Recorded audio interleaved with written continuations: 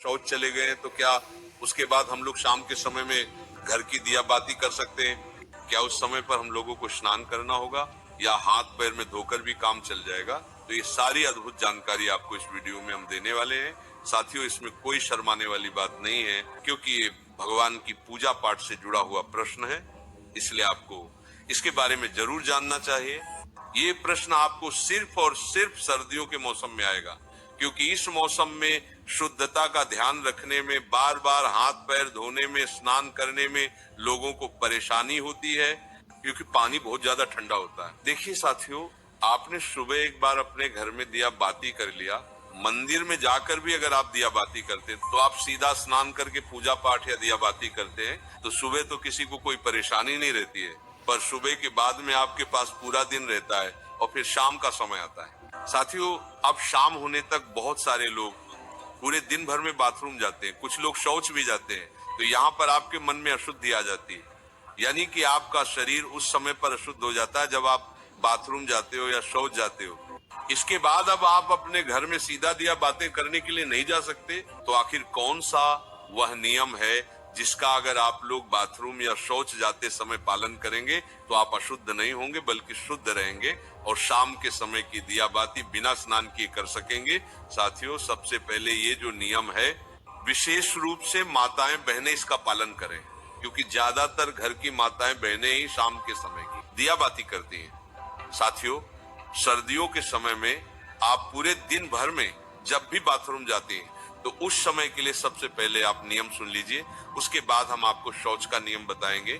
सुबह स्नान करने के बाद, पूजा पाठ करने के बाद आप पूरे दिन भर में जब भी बाथरूम जाती हैं तो आप लोगों को बाथरूम से आने के बाद मात्र 3 काम करने हैं। ये 3 काम करने के बाद आप शुद्ध रहेगी और शाम के समय की दिया बाती भी कर सकेंगे।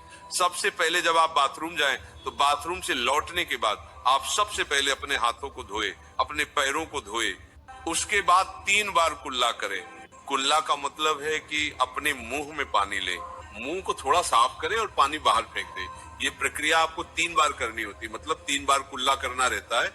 इसके बाद आखिरी में थोड़ा सा पानी अपने मुंह पर अगर आप लोग मार लेते हैं या एक हाथ गीला करके अपने मुंह पर फेर लेते हैं तो आप पूर्ण रूप से शुद्ध हो जाते हैं। साथियों, ये नियम सिर्फ माता बहनों के लिए नहीं बल्कि सभी लोगों के लिए है, चाहे आप बुजुर्ग हो, चाहे आप पुरुष हो, चाहे आप बच्चे हो। अगर आप बाथरूम से लौटने के बाद इस तरीके से ये 3 कार्य करते हैं तो आप पूर्ण रूप से शुद्ध हो जाते हैं। साथियों, अब आप लोग कहेंगे कि यहाँ पर भी तो हमें पानी का इस्तेमाल करना पड़ रहा है, पर यहाँ पर आपको कम पानी का इस्तेमाल करके हाथ मुंह धोना पड़ रहा है, अन्यथा फिर आपके पास स्नान करने का ही एक आखिरी तरीका बचता है। आप चाहे तो हाथ मुंह धोने के लिए गर्म पानी भी करके रख सकते हैं, इसमें कोई परेशानी नहीं है, पर बाथरूम से लौटने के बाद अगर आप ज्यादा कुछ ना भी कर पाए तो अपने हाथ पैर जरूर धोए। साथियों, अब कुछ माताएं बहनें या कुछ लोग ऐसे हैं जो सुबह अपने घर से बाहर ऑफिस ड्यूटी अपने काम पर जाते हैं, तो उनके मन में ये प्रश्न जरूर आएगा कि हम लोग बाहर रहकर इस नियम का पालन कैसे करें। तो साथियों, अगर आप लोग बाहर काम करने जाते हैं, ऑफिस या ड्यूटी जाते हैं, तो उस जगह पर आप इस नियम का पालन नहीं कर पाएंगे, क्योंकि उस समय पर आप पैरों में मोजे और जूते पहने होंगे या वहां पर आपको वैसा स्थान ना मिले कि आप अपने हाथ मुंह धो सके। तो इसीलिए बाहर रहकर ये सारे नियम संभव नहीं है।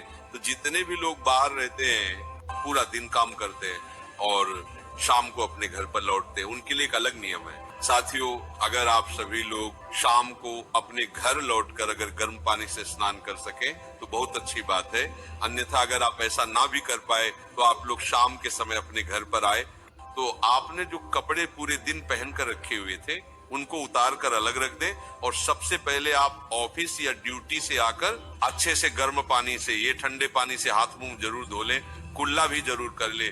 उसके बाद आप अच्छे साफ सुथरे कपड़े पहन ले, फिर उसके बाद आप अपने घर की पूजा पाठ करें, कोई दिक्कत परेशान नहीं, और इसमें आप शुद्ध भी रहेंगे।